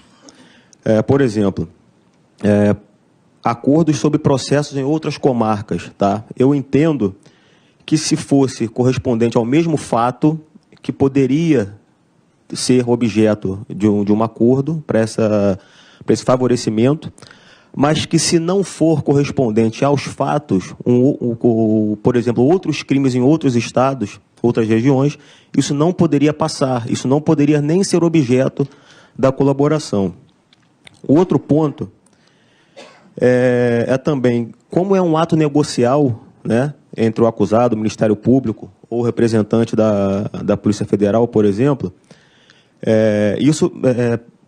qualquer tipo de acordo ou termos poderia ser tratado, mas dependerá da homologação do juiz no caso, que já seria, a certo ponto, um controle judicial também, não deixa de ser, né, porque ele precisa dessa homologação.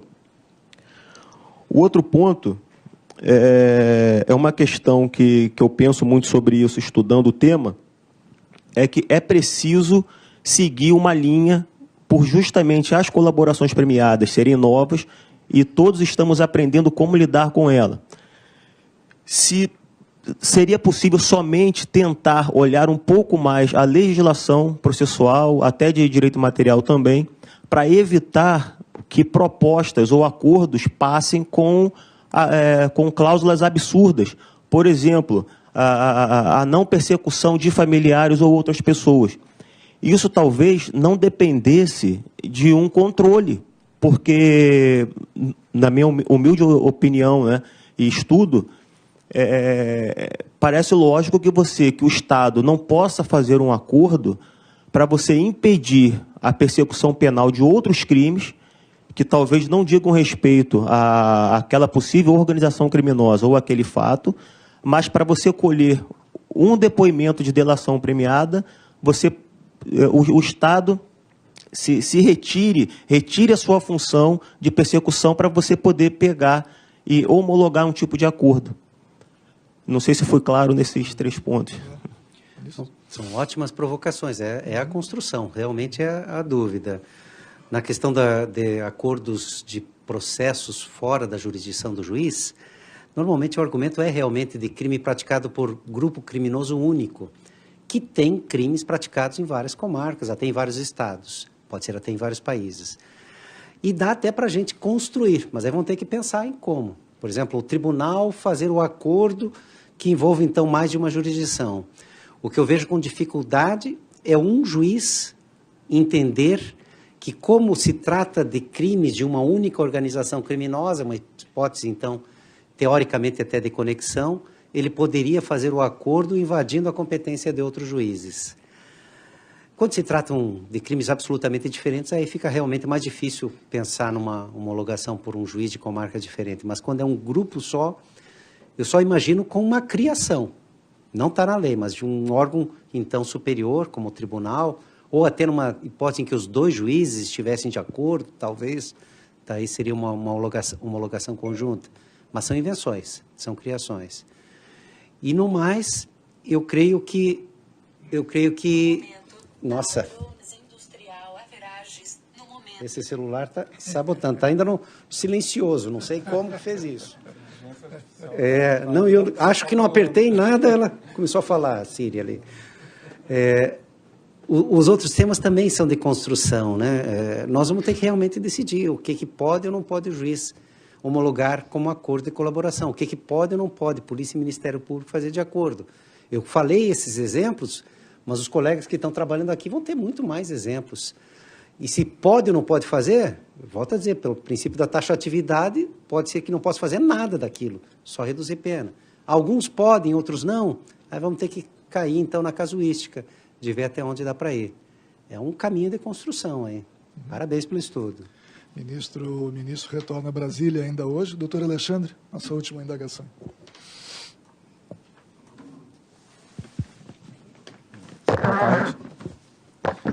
Boa tarde. Na pessoa do desembargador Vitor Laus, gostaria de agradecer imensamente. É um prazer estar aqui, ministro. Parabéns pela sua exposição. E esse é um tema realmente difícil, já que Ehring, na sua obra Luta pelo Direito, em 1853, já falava previa que um dia os juristas irão se debruçar sobre o direito premial. Estamos nós aqui nos debruçando sobre essa questão. E eu lhe pergunto o seguinte, a questão que nós vemos, e o senhor falou várias vezes que não estamos aqui tratando de play bargain, mas essa é uma questão que é abordada no artigo do Carnotili, que o senhor se referiu, e é algo que está expresso no voto do ministro Lewandowski, que é uma aula magistral de princípios gerais do direito. E o grande nó da compatibilização dessas questões é que nós estamos importando institutos de direito anglo-saxão para serem implantados num sistema que é romano-germânico, que é fechado dentro de uma legalidade e que não se tem margem para essa negociação e estabelecimento de vários benefícios, como, por exemplo, que são acredito que os piores problemas para a segurança jurídica da questão de estabelecimento de penas fora da taxatividade legal. E esse contorno, que é o premente, ele necessariamente, nós sabemos, e é uma felicidade ver essa discussão no tribunal, que esse contorno vai ter que ser dado pela magistratura, pelos tribunais superiores. Porque eu acho que o nosso legislador não terá o alcance, a condição de fazer esse contorno. O senhor acha, então, será que nós teremos condição de implantar essa margem de abertura para fazer um sistema misto anglo-saxão dentro do nosso direito penal e processual penal que tem raízes romano-germânicas? Eis a questão, né? Nós estamos realmente incorporando institutos de outros países, desde os juizados criminais, em transação, agora com a resolução do Ministério Público na negociação antes do início da ação penal, com a colaboração premiada, que é o tema de hoje, em precedentes, agora no novo Código de Processo Civil.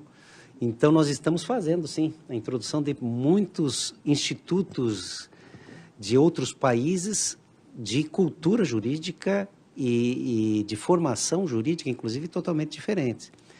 É uma luta, porque realmente nós acabamos tentando criar algo que vai ter que ser novo, porque nossa tradição não é a de precedentes, nossa tradição não é a do direito jurisdicionado, nossa tradição é da legalidade. Mas, aos poucos, vai se indo de um jeito ou de outro. Na transação, o Supremo acabou entendendo, contra a minha compreensão até, de que transação não é pena. Nos precedentes, nós estamos criando cada vez mais essa implantação, seja pelo IRDR, pelo IAC, pela própria determinação do processo civil, de que o juiz tem que fazer o distinguish quando não é caso de seguir a jurisprudência consolidada. Na colaboração premiada, nós ainda não tivemos essa definição realmente. E vamos precisar ter. Nós vamos admitir que os tribunais controlem essa capacidade criativa da negociação, ou nós vamos exigir que sejam negociações fundadas exclusivamente na lei? Nós vamos ter que discutir isso. Nós vamos ter que discutir a proporcionalidade desses acordos, porque, volto a assistir, os riscos de absurdos por negociações muito ruins para a sociedade ou para o acusado poderão acontecer. Então, se é recomendável? Com certeza não. A mistura de sistemas jurídicos não é recomendável. Mas são tendências mundiais que nós estamos aderindo, não só o Brasil, né? Na Europa também, com a tradição também romano-germânica, também está fazendo essas incorporações, também está trazendo institutos do direito americano, e também no direito anglo-saxão estão, aos poucos, também estabelecendo regramentos mais normatizados, né? Normatizados. É a mistura dos sistemas. O direito, cada vez mais, é mundial. Nós vamos ter que dar um jeito de trabalhar com essa integração. Bem, eu gostaria de agradecer novamente, em nome da escola, a disponibilidade e ao desprendimento do ministro Neff Cordeiro. Sua Excelência pôde compartilhar conosco, desse tempo, dessa sua exposição, algumas ideias a respeito de um tema tão instigante como a colaboração premiada e seu controle judicial. O agradecimento a todos que nos acompanham à distância, aos servidores, magistrados, desembargador da Aroz, que nos acompanhou até agora. Salvo engano, ministro Neff, há uma orientação conjunta da 5ª turma e da 2ª turma do Ministério Público da União no que diz respeito a esses casos de acordos que interessam a várias comarcas, a várias circunscrições, ou seja, propondo quase que um consórcio ministerial na condução desses acordos que interessam a várias jurisdições.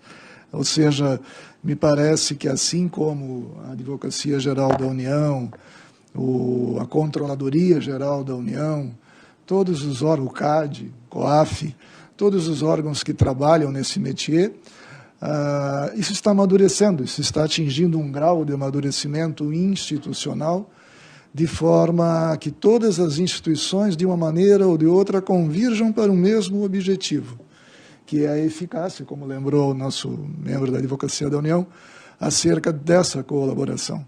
Ou seja, a colaboração tem que ser entendida pela perspectiva do interessado, como mencionou a Vossa Excelência, é um negócio processual, ou seja, há um quê de utilidade nesse acordo e utilidade recíproca, ou seja, utilidade para o colaborador e utilidade para o poder público. Eu disse num evento em que participei, indagado a respeito de um acordo que gerou uma grande discussão na opinião pública, que não há local e lugar para ingênuos nesse assunto. Ou seja, são partes que estão devidamente representadas por seus advogados, sabem exatamente a medida em que estão cedendo, sabem exatamente o que querem receber em troca e, por sua vez, sabem exatamente o que oferecem em troca. Ou seja, é um negócio, é um contrato. E isso é assim porque, regra geral, nós estamos lidando com uma criminalidade sofisticada, uma criminalidade que detém elementos de materialidade e de autoria que, novamente, regra geral, não seriam coletados pelas formas tradicionais das investigações. Aqui está a Polícia Federal, é sabedora disso, ou seja, determinados delitos que se escondem sobre um manto que é necessário ser desvelado e que somente poderá ser desvelado mercê da colaboração de quem está envolvido com ele. Daí toda a construção que nós vimos a respeito do dilema do prisioneiro, etc., etc., etc. Ou seja, é um mundo em que não há lugar para inocentes sob a perspectiva da ingenuidade. Ou seja, as pessoas que estão envolvidas com esses fatos têm que estabelecer uma relação de custo-benefício. E a fazem, estabelecem essa relação. E, mediante a assistência dos seus profissionais da advocacia, chegam a uma conclusão. Vou ou não vou colaborar? Isso é bom ou ruim para mim? Portanto, esse mundo de uma nova investigação científica, esse mundo de uma nova investigação policial, está mais e mais se consolidando, na perspectiva de que aquele crime tradicional, que era investigado a partir das regras do artigo 6º do Código de Processo Penal, o crime que deixa vestígio, hoje não é mais tão comum assim. Hoje os crimes não deixam vestígio, são sofisticados, o modus operandi, a forma de cometê-los, é uma forma altamente complexa, que é sobremaneira dificultada a investigação. Então, o sistema viu a necessidade de encontrar ferramentas novas, ferramentas que são compatíveis à dificuldade que ele, sistema, encontra. É nesse contexto que se insere a colaboração premiada, a sua co-irmã, o acordo de leniência, no cível, e diversas outras ferramentas que estão hoje sendo postas à construção, como mencionou muito bem o ministro Nefe Cordeiro.